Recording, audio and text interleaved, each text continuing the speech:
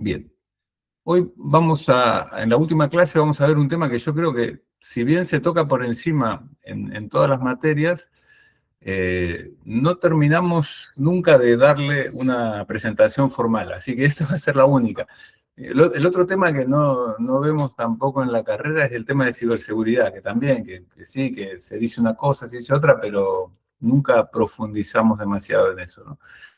Y hoy lo que quiero comentarles es la parte de backups, ¿sí? Backups, respaldo o como se llame, y lo podemos ver tanto para arquitectura tradicional como para arquitectura en contenedores o Kubernetes, digamos, ¿sí?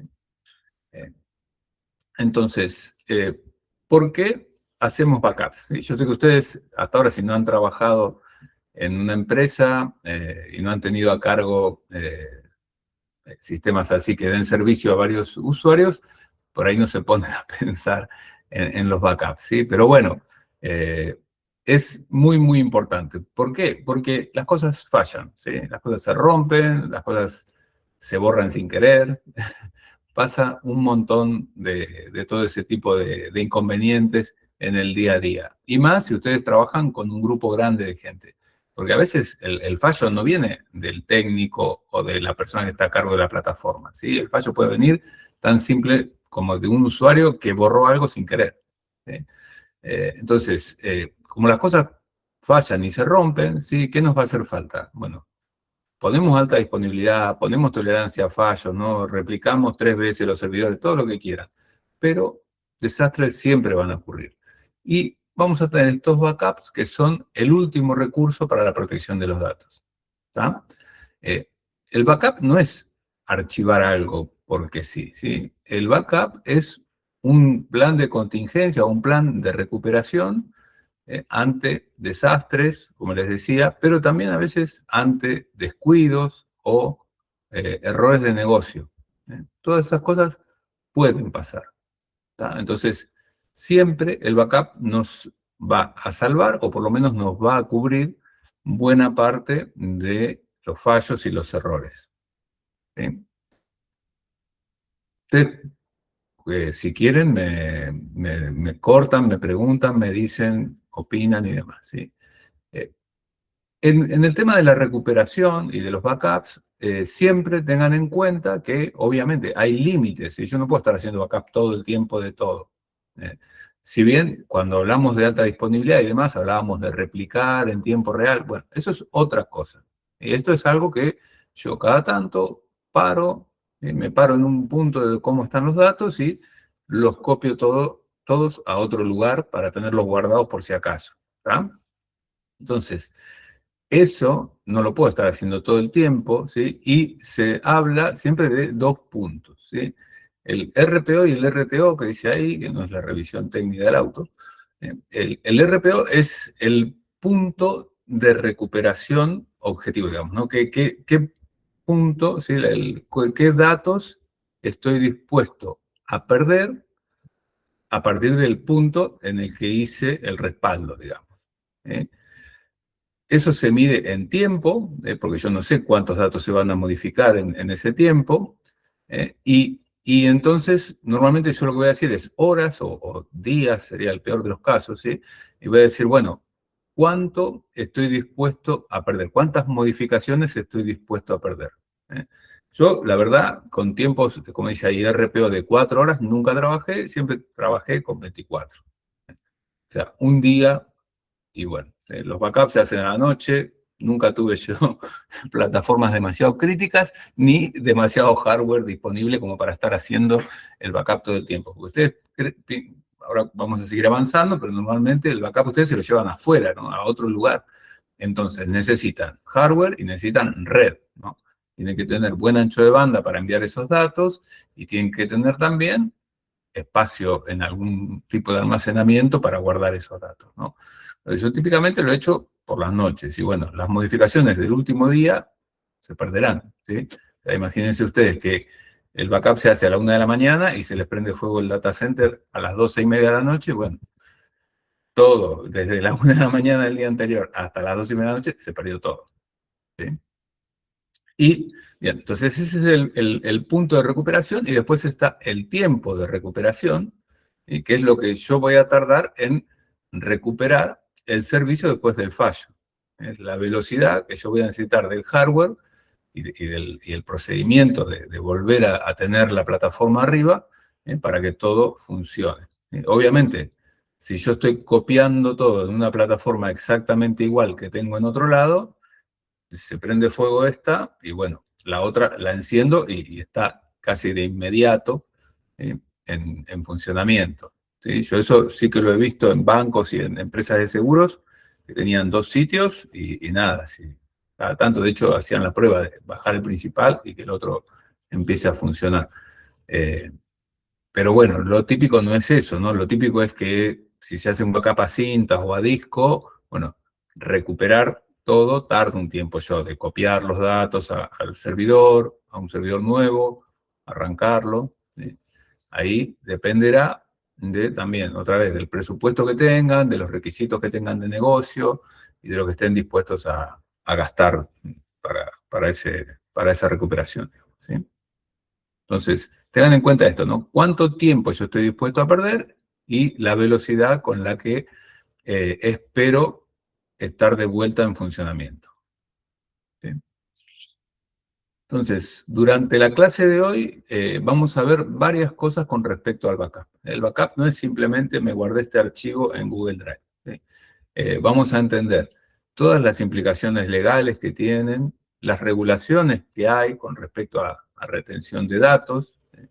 Vamos a ver una regla que se aplica desde hace muchos años, pero que sigue siendo válida, que es la regla del 3-2-1. Y vamos a ver diferentes esquemas que se pueden armar. Vamos a mirar software centralizado de backup, Bacula, Amanda y Backup PC. Nos vamos a tener por ahí un poquito más en Backup PC, que es el más común o el más famoso. No sé si famoso, pero el más usado por lo menos por acá en la zona. Y después vamos a pasar a la parte de Kubernetes y vamos a ver cómo respaldamos, cómo resguardamos la información de todos los nodos, de toda la arquitectura de Kubernetes y después de cada uno de las aplicaciones que se están ejecutando en Kubernetes, sean stateless o sean stateful. ¿Sí?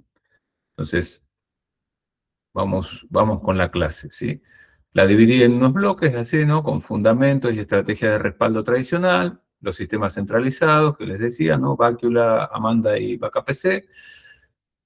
Respaldo y Disaster Recovery en Kubernetes, Velero y QBDR, que son las dos herramientas open source más simples para Kubernetes, para backup en Kubernetes, y después vamos a mirar un poquito de casos prácticos. ¿Sí? Bien, hasta acá se entiende. ¿Habían hablado algo de backup en introducción a la administración de sistemas, por ejemplo, algo de eso?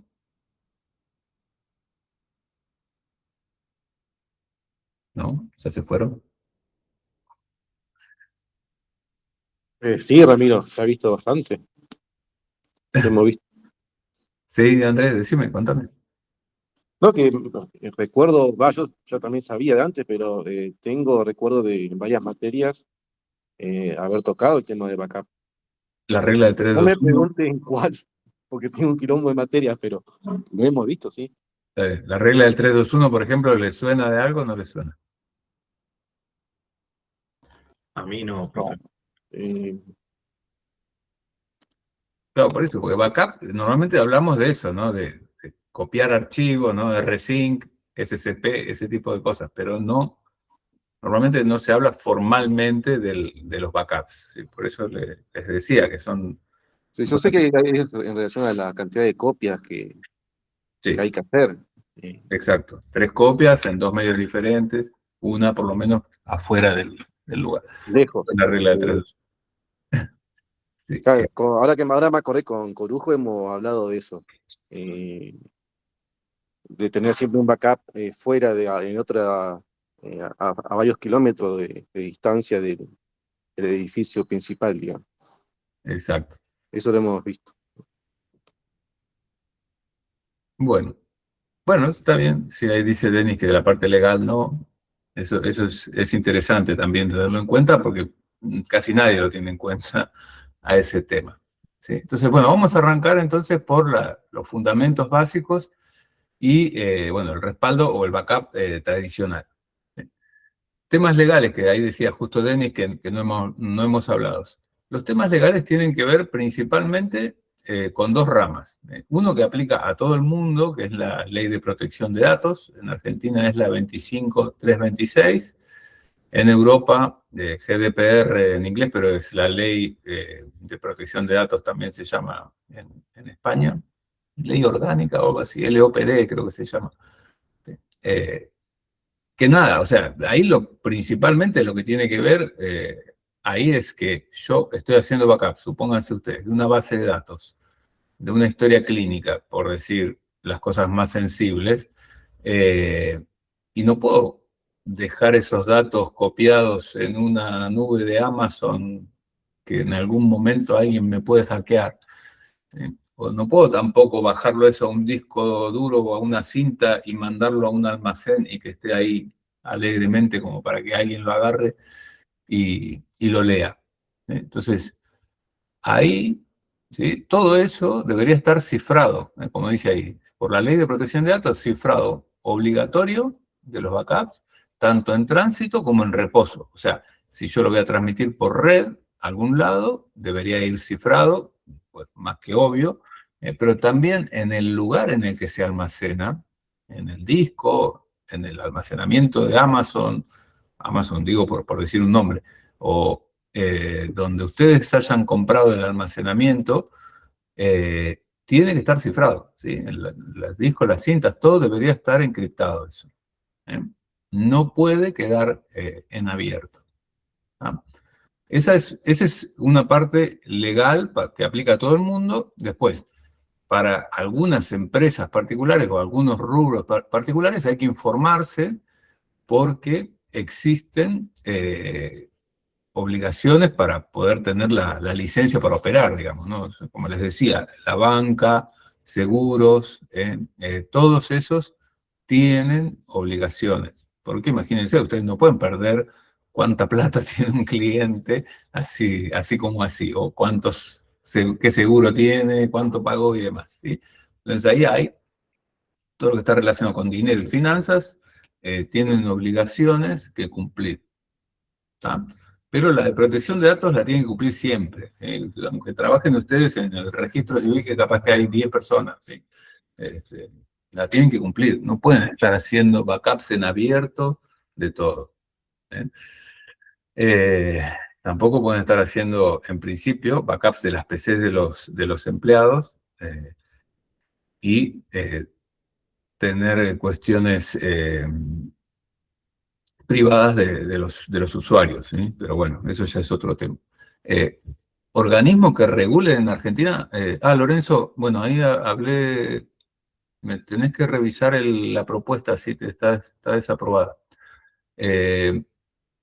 No, o sea, en Argentina la ley 25326 de protección de datos.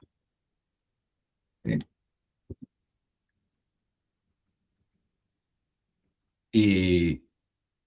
Y nada, o sea, ¿quién aplica esto? Lo aplica el que lo tengan que aplicar. Me imagino que habrá que hacer la denuncia si a uno le pierden los datos, ¿no? Sancionado en octubre del 2000, me imagino que esto debe estar, o sea, habrá alguna modificatoria o algo que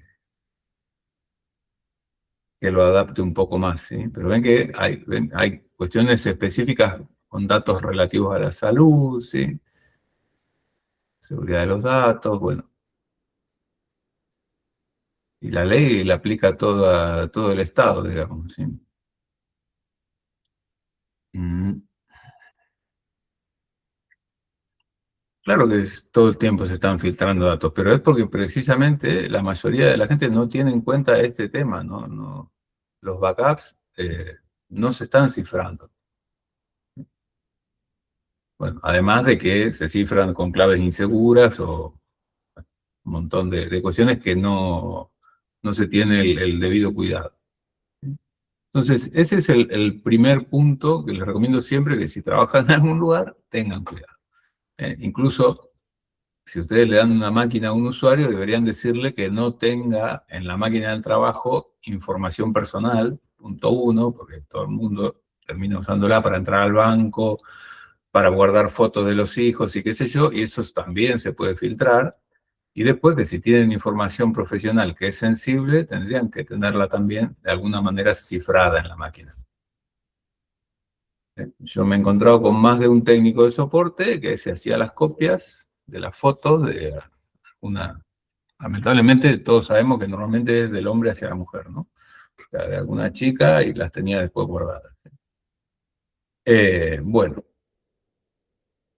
políticas de retención. Piensen también que hay obligaciones regulatorias dependiendo de la industria, ¿sí? De cuánto tiempo tienen que mantener los datos. Entonces, en banca creo que son 10 años, 5 años, en seguros, en salud, la verdad que no les sabría decir, pero también tienen que guardar la información, la historia clínica de los pacientes, ¿sí? Entonces, hay políticas de retención que tienen que tener en cuenta dependiendo de la industria en la que el ramo, digamos, en el que se desarrolle. Y en la mayoría de los casos les va a exigir la migración de los datos a medios fríos e inmutables, ¿no? Que es a discos o a cintas que se guardan en otro lado. Recuerden, Iron Mountain, ¿no? A eso se dedica esa empresa. Me imagino que la habrán visto en las noticias y si no la vieron, fíjense, porque bueno, lo que pasa cada tanto es que se prende fuego a algún almacén de Iron Mountain y se pierden datos importantes, sí. Pero sí, hay empresas enteras que se dedican a eso, ¿no? A guardar información durante el tiempo que requieran la ley específica de la industria, ¿sí? Y después, dentro de de la ley de protección de datos, también está una cosa que se llama el derecho al olvido, que, nada, que simplemente es que se puedan borrar datos a petición del usuario. Lo que pasa es que, claro, cuando estamos hablando de almacenamiento en frío, eso quiere decir que hay una cinta por ahí en un almacén en algún lugar del mundo y está mi nombre, y si un juez o lo que sea dice que hay derecho al olvido y que me tienen que borrar, bueno, nadie va a ir a buscar la cinta por cada vez que hay una sentencia para borrar algo, ¿no? Entonces, normalmente lo que se hace son listas de exclusión que se van a aplicar cada vez que se hace una restauración. ¿Sí? Si hay gente que pidió derecho al olvido y me aplica a mí porque de alguna manera yo tenía sus datos, eso tiene que ir en el script de recuperación, ¿no? Que los datos de ese usuario no se recuperen, en el caso de que se recupere un backup. ¿Está? Y todo esto está vivo, digamos, ¿sí? No es que yo hago el backup y me olvido. No es que yo dice, bueno, ya está, lo bajé la cinta, adiós. Bueno, me olvidé. Cada tanto yo tengo que hacer una prueba de que esas cintas son recuperables, que los backups salen bien. No estoy diciendo que todas, ¿no? Cada vez que termino una, no me voy a poner a restaurarla en otra máquina a ver si los datos están correctos, ¿no? Pero cada tanto yo tengo que hacer esa prueba. Tengo que probar que la cinta o el disco o el tipo de backup que esté haciendo lo puedo recuperar y que todos los datos están correctos. Imagínense, si es un backup de una base de datos, hago el backup.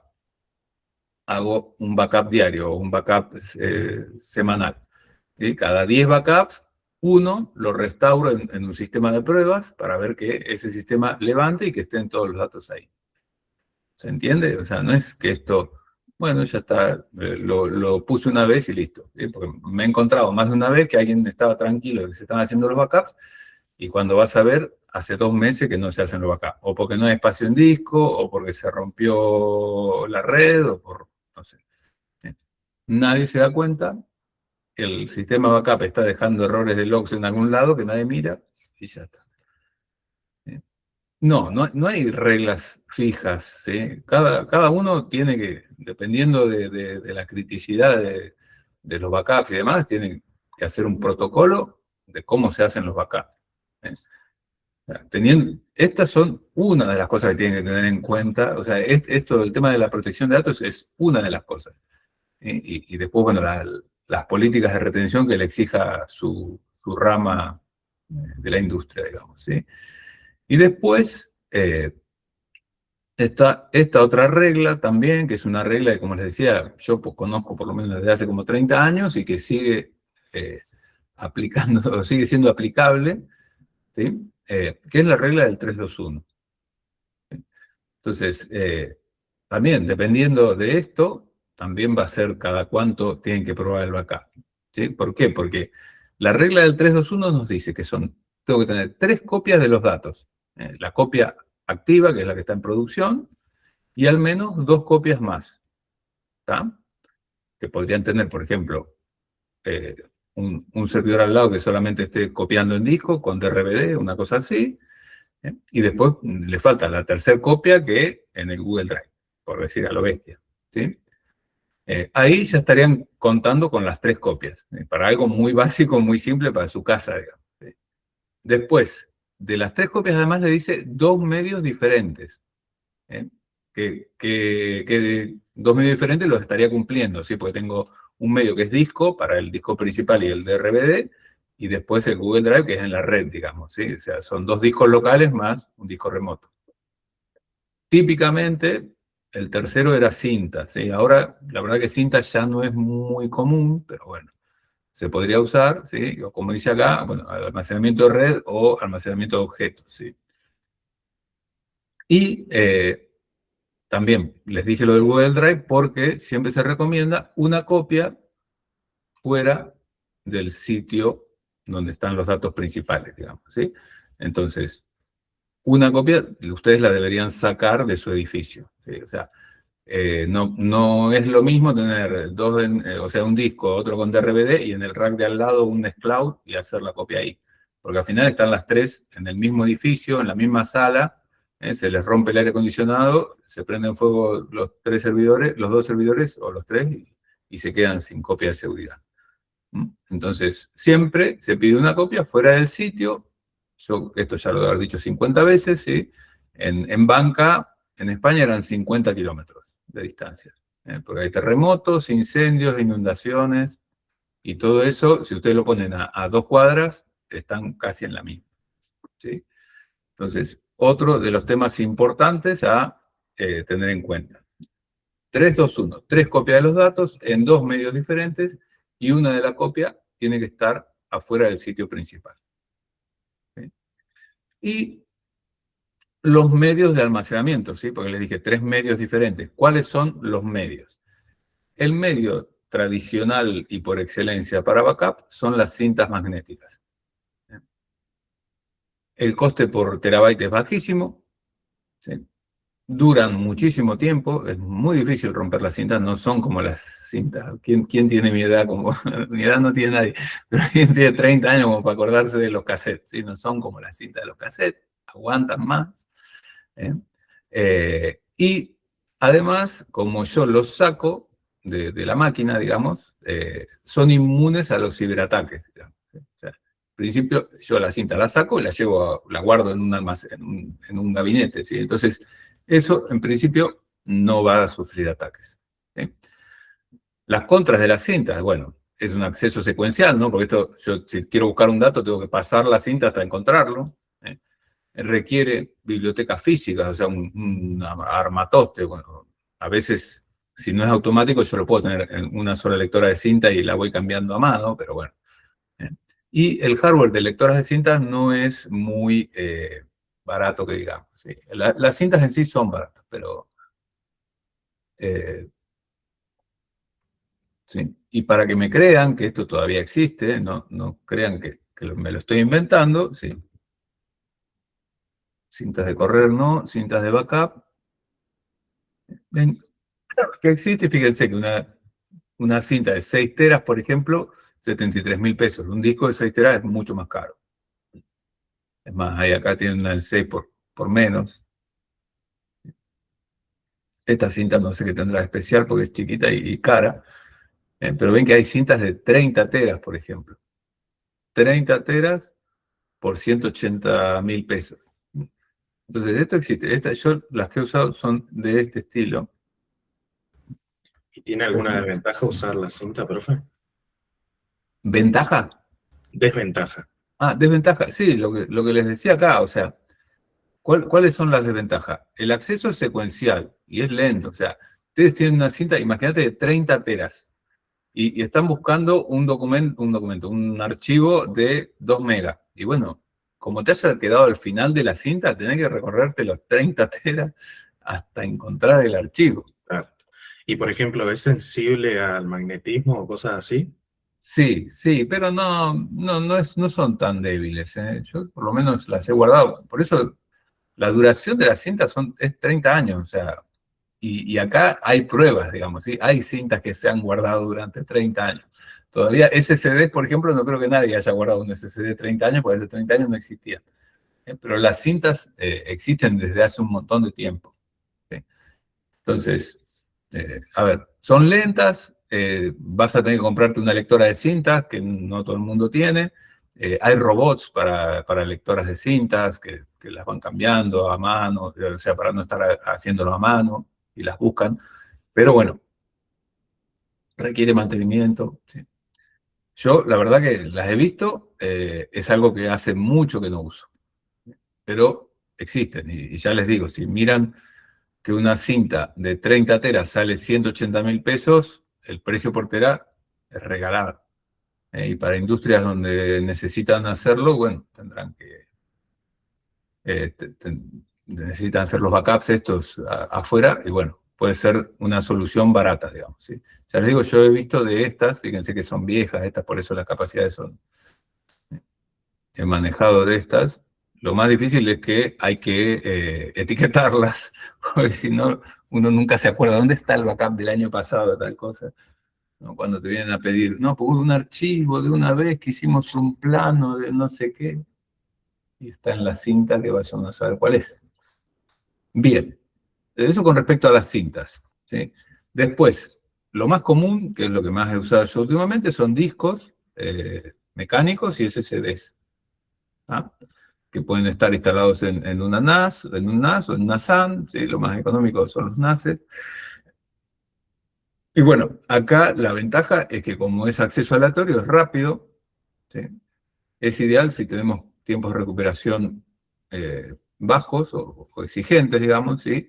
Y bueno, también podemos ir viendo dentro del disco si algún dato ya existe y evitamos volver a guardarlo. En la cinta eso es más difícil, porque tendría que ir para adelante y para atrás para encontrar si el dato ya está repetido. ¿Sí? Esos son los discos, sí, y obviamente son más caros que la cinta y son más susceptibles a fallos de hardware. Obviamente, si los tenemos montados en red y no los sacamos, son también susceptibles a que, bueno, a hackers y a que nos pidan recompensa. El ransomware este es el típico que nos capturan los datos y los encriptan y tenemos que pagarle a alguien para desencriptarlos. Eso siempre y cuando, obviamente, el disco esté conectado. Si no está conectado, no. Pero como para que tengan una idea, acá teníamos, ¿dónde estaba? 30 teras a 180.000 pesos, y si ustedes buscan un hard disk 30 teras, me imagino que hay, no debe haber muchos, pero 4 teras acá. Esto es mentira, no sé qué significa. Estos son discos duros externos.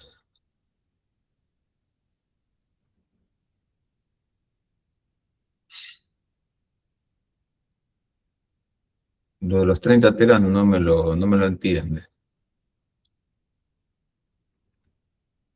Vamos a buscar un western para...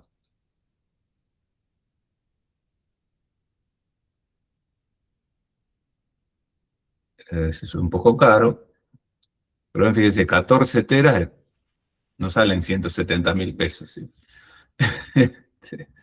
Acá este de 22 teras, 3 millones, ¿no? Vamos a precios más razonables, porque estos son, por ahí son para otra aplicación, pero ven que 24 teras, 2 millones, o sea, estamos en precios que nada que ver con la cinta. ¿Sí?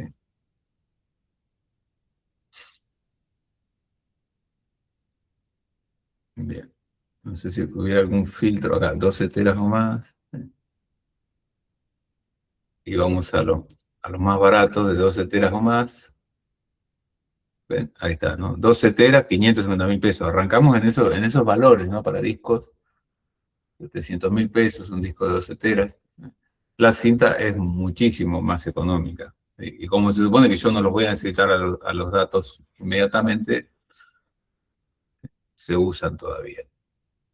Y bueno, y por último, es comprarle almacenamiento en la nube a alguien, que lo podría llegar a hacer yo también con algo como esto en un lugar remoto, ¿sí? Poniendo un NAS en un lugar remoto. ¿Sí? Obviamente, el almacenamiento en la nube tiene escalabilidad infinita. Si yo estoy comprando a Amazon, le puedo seguir comprando. Todo me cuesta, ¿no? Sí, pero como poder puedo, ¿sí? También el tema del ciclo de vida y todas las políticas me las puedo comprar al proveedor. O sea, yo le digo, mira, quiero que esto me dure durante tanto tiempo, ¿sí? Y las contras, obviamente, que yo dependo del ancho de banda de la red y de los costos de transferencia de salida, ¿sí? Esto yo tengo que pagar todos los meses el uso de la red, el uso del almacenamiento. Es una maravilla, pero es una maravilla que cuesta dinero, ¿sí? Ahí ya es una cuestión de analizar. Ya les digo yo que, por ejemplo, en el estado provincial, imposible pensar en algo como esto, más allá de un Google Drive o algo que ustedes pongan de manera propia, digamos, ¿sí? No, si lo tienen que hacer, es muy difícil si lo tienen que contratar, digamos, pensando en mantener datos 10 años en Amazon. Estas otras dos opciones son válidas. Yo últimamente he visto más por este lado. Es lo más fácil, salvo que tengan requisitos de almacenamiento así del orden de los 20, 30 teras, donde ya sí, estamos hablando de palabras mayores y de otros costos. Bien, vamos a seguir. Bien, entonces, vamos a ver cómo se hacen los esquemas de backups. Hay tres tipos principales de backups, que son el backup completo, que es lo que hemos visto hasta ahora de hacer con rsync, que es copiar todo. Copiamos todos los datos en un punto específico. Esto tiene muchísimas ventajas. Obviamente es fácil de restaurar, porque yo copié todo, o sea que tengo todo.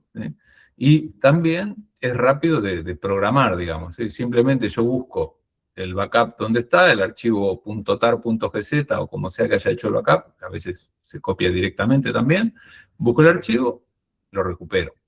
¿Sí?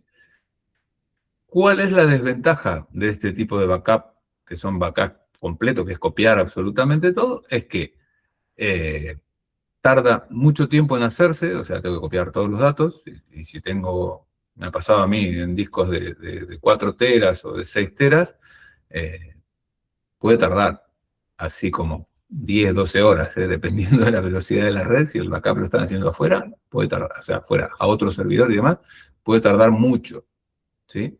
Y obviamente cada vez que hago un backup completo, copio todo, por lo tanto, consumo espacio y consumo ancho de banda, ¿sí? Entonces, el backup completo típicamente se hace los fines de semana, ¿no? Entonces yo diría, el backup completo el domingo, se copia todo. Arranco el domingo a la 1 de la mañana o el sábado a las 12 de la noche, ¿no? O sea, el domingo a las 00. Copio todo, no me importa que tarde 6, 8, 10 horas de copiarse. Entonces, ese es el backup completo, el más fácil de entender y demás. En inglés, full. Después está el backup diferencial.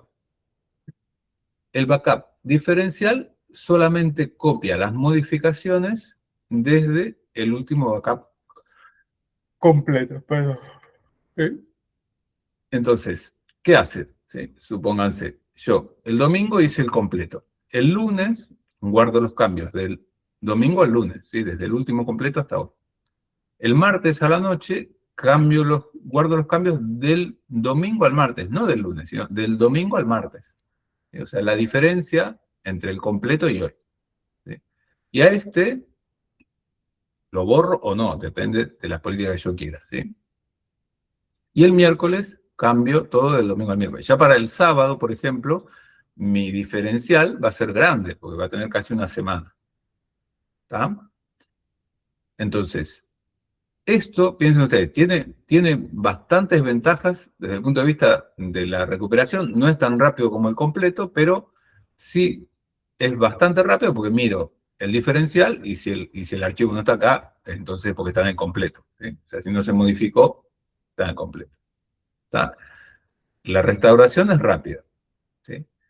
Las desventajas es, como les decía, el tamaño del backup diferencial va creciendo a medida que nos alejamos del último completo, ¿sí? Entonces, el diferencial, si hacemos el completo los fines de semana, o sea, el domingo, para el último diferencial antes del domingo, va a ser bastante grande, ¿sí? Y va a tardar bastante tiempo. Entonces, para salvar esa diferencia, hay otro tipo de backups, que es este que dice acá, que es incremental, que este sí hace la diferencia de backup a backup, digamos, no importa si es diferencial o completo, ¿sí? Entonces, el backup incremental copia los datos modificados desde el último backup que se hizo, ¿tá? Entonces, ¿cómo sería el incremental? El domingo completo.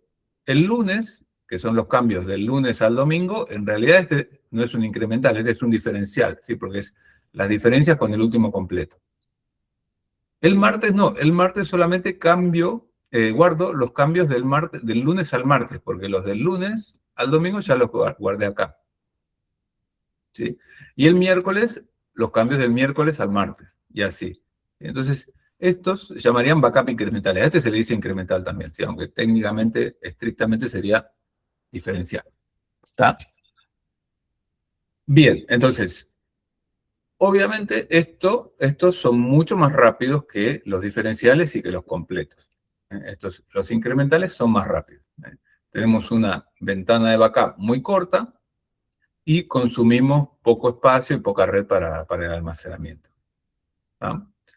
Las desventajas, bueno, la restauración es compleja y lenta, ¿sí? ¿Por qué? Porque yo tengo que ir mirando en todos a ver en cuál está el archivo o la versión del archivo que yo necesito. ¿Tá?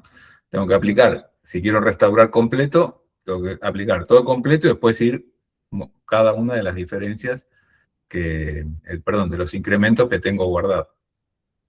¿Tá? Y como algo se rompa o esté corrupto en el medio, estropeamos toda la recuperación, ¿sí? Toda la cadena de recuperación. Si se corrompió acá el archivo el martes, y nada, ya el miércoles no lo puedo recuperar, digamos, ¿sí? En el caso del completo sí, porque tengo toda la información. Pero ustedes imagínense, hicieron cambios el lunes, después volvió a cambiar el martes, y acá se corrompió, y bueno, esos cambios no los voy a poder recuperar. ¿Sí? Entonces, esos son los tres tipos de backups, ¿sí? El completo o full, diferencial, en inglés también es differential, incremental, también es igual en inglés, ¿sí? Entonces, esas son las tres formas. Y típicamente, durante el día se hacen incrementales, ¿sí?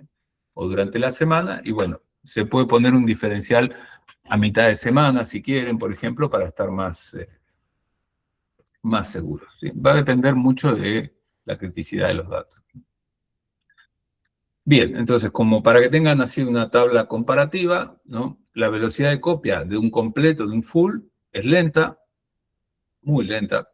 El diferencial es moderado, al principio sobre todo, después a medida que van pasando los días, con respecto al completo, bueno, se empieza a hacer cada vez más lento, y el incremental debería ser rápido, ¿sí? Porque son solo los cambios desde el último backup, no importa si es completo, diferencial o incremental, ¿sí?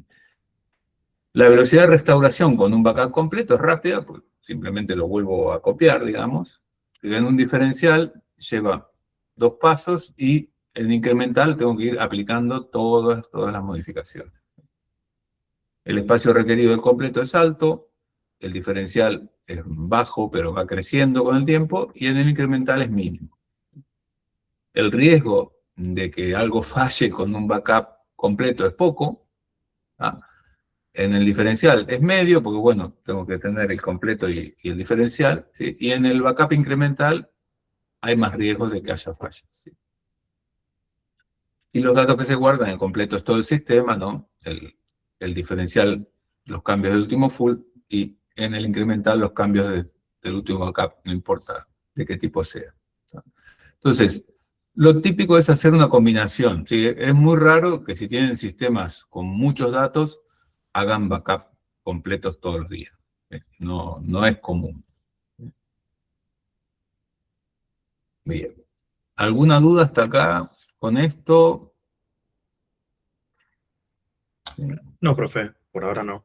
Bueno, full, diferencial, incremental. ¿Sí? Ténganlo en cuenta. Así es como funciona. Y obviamente manejar esto a mano se vuelve difícil. ¿Sí? Entonces, hay sistemas centralizados para manejar este tipo de cosas. Más allá de que después por abajo usen rsync, ustedes imagínense si tienen 10 servidores o 5 servidores con 3 bases de datos, con esto, con lo otro, incluso nosotros también teníamos, por ejemplo, los backups de los usuarios, ¿sí? Estaban centralizados y demás, pero bueno, por ahí estaban haciendo backup de 200 usuarios, entonces es complicado. ¿Sí? No es tan simple. Y para eso lo que vamos a tener son sistemas centralizados de backups. ¿Sí? Son sistemas que al final usan un cron, y un TAR y un rsync por debajo y SCP y ese tipo de herramientas, pero no las usan así simplemente a mano o con scripts, ¿sí? Sino que van a tener una interfaz un poco más avanzada. Yo siempre usé con interfaz web en los últimos tiempos, ¿sí? Hay algunos con CLI también o con TUI, ¿no? Que son estas, como OpenCode, estas interfaces gráficas, pero de texto. ¿Sí? Y nada, con una consola centralizada y ahí ustedes pueden poner qué tipo de backup tienen, qué tipo de retención, si quieren hacer full, diferencial, incremental, qué días, qué hora. Pueden monitorizar si se hicieron o no se hicieron los backups. Y además, también dentro de esa interfaz ustedes pueden incluir todo lo que tengan. Tienen discos locales, discos remotos, cintas. Típicamente tienen acceso o tienen posibilidades de gestionar todos los tipos de backups. Creo que de estos que les voy a comentar, el único que tiene para cintas me suena que es Bacula, los otros son con un plugin externo. Las cintas son un monstruo aparte, por lo que les decía, o sea, si manejan con cintas, si se van a manejar con cintas, tienen que también imprimir etiquetas, ¿sí? Porque la cinta la tienen que etiquetar con qué es lo que hay ahí. Y no después tienen 50 cintas dando vuelta y nadie sabe qué hay en cada una, ¿sí?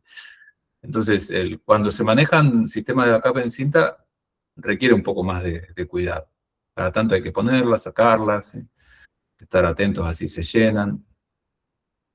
Entonces, yo, ya les digo, hace 10 o 15 años que no veo sistemas así de backup en cintas, y para eso simplemente es todo online, digamos, todo se hace con este tipo de sistemas.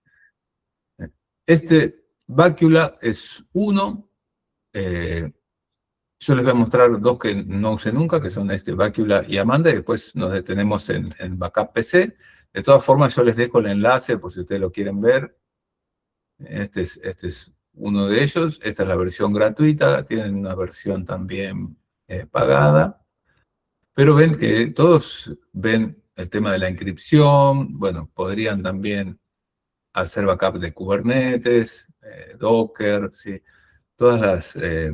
Están todos actualizados como para usar las tecnologías de hoy, ¿no? Y en este caso en particular, ¿no? Tiene un director, perdón, que es el que dirige, digamos, todos los backups, y tiene también un demonio que hay que instalar en los servidores. A mí no me parece buena idea, porque la verdad que Linux tiene todas las herramientas necesarias para hacer backup.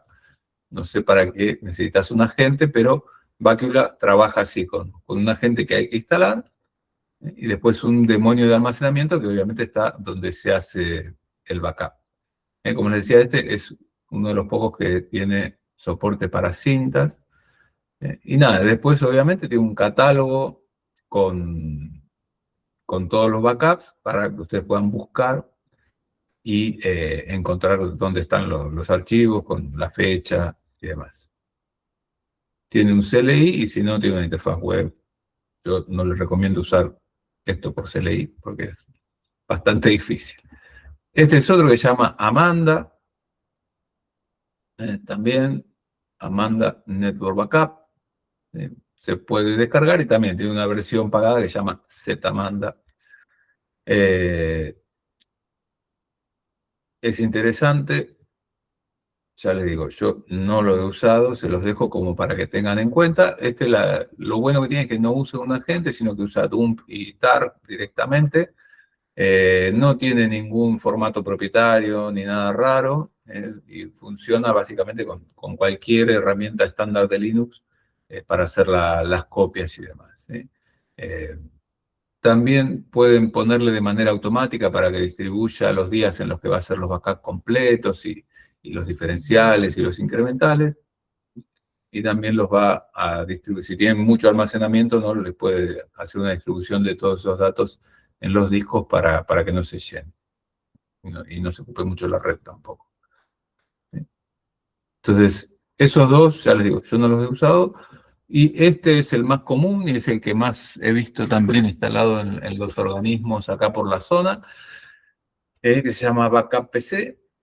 Es muy fácil de instalar, está pensada principalmente para copia de disco a disco, o sea, no le vi yo en ningún lado que tenga soporte para cintas, y no necesita tampoco ningún tipo de agente, se conecta por SSH, así que lo bueno es que va cifrada la comunicación, y usa rsync, tar, o incluso Samba, si hiciera falta, porque tiene soporte también para hacer backup de Windows y de todo. Y una de las cosas más interesantes que tiene es que soporta la deduplicación, ¿sí? O sea, lo que hace es, si hay un archivo que ya lo tiene backupeado, ¿no? No lo vuelve a copiar, sino que hace un hard link al archivo original, digamos, ¿sí? Entonces, lo guarda, no lo guarda, no ocupa el doble para todas las cosas que están copiadas, ¿sí? O sea, es un hard link, ¿no? Apuntando al mismo inode. ¿Está? Ya les digo, sí que lo he usado, ya lo he visto bastante, tiene una interfaz web, ¿no? Bueno, está lo de la duplicación, compresión, también se puede hacer automáticamente. Y nada, en GitHub pueden ver que está, ¿no? Tiene un montón de commits, está bastante mantenido, fíjense que hay commits nuevos, ¿sí? Hay cosas que no, pero bueno, porque no se han modificado. Se puede correr aparte en un contenedor. Está bien actualizado y bien mantenido. ¿Sí? Es muy simple y en algún lugar, creo que en la documentación, está...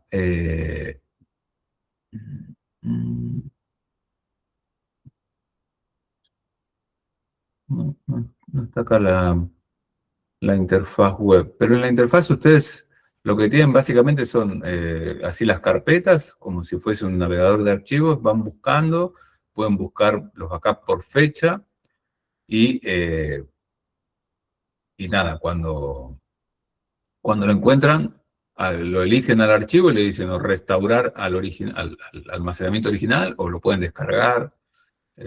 Funciona muy bien. Y ven, acá como dice, todas las configuraciones tienen soporte para Samba, tar, rsync, FTP, ¿sí? Mandar recordatorios de archivos. Sí, eso me extraña que no haya acá una captura de pantalla de backup PC.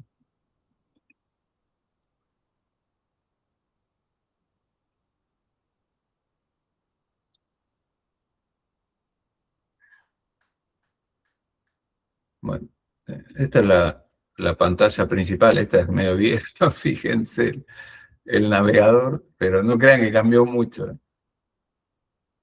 Es así, ¿no? Con todos los servidores o los backups que están haciendo, y ustedes lo pueden elegir, ven acá le dice el tipo, cuándo se hizo, y lo pueden ir adentro y van a ver los archivos, y ya les digo, lo pueden restaurar al lugar original o se lo pueden descargar. A ver, alguno un poquito más, no, acá hay uno más grande de un montón de backups. ¿Ven? Acá están todos los backups. Y acá están los errores, también les pone. A ver si hay alguna con... ¿Ven? Acá cuando empiezan a...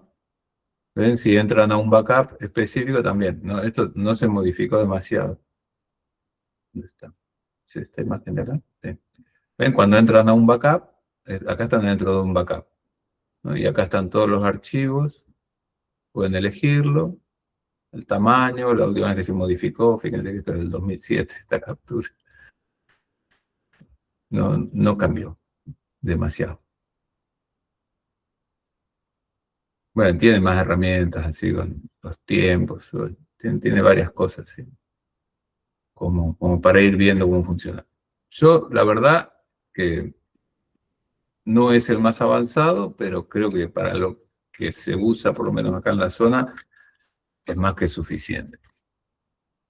¿Sí? No sé si ustedes han tenido la oportunidad de usarlos alguna vez a estos. ¿Tienen alguna duda o consulta?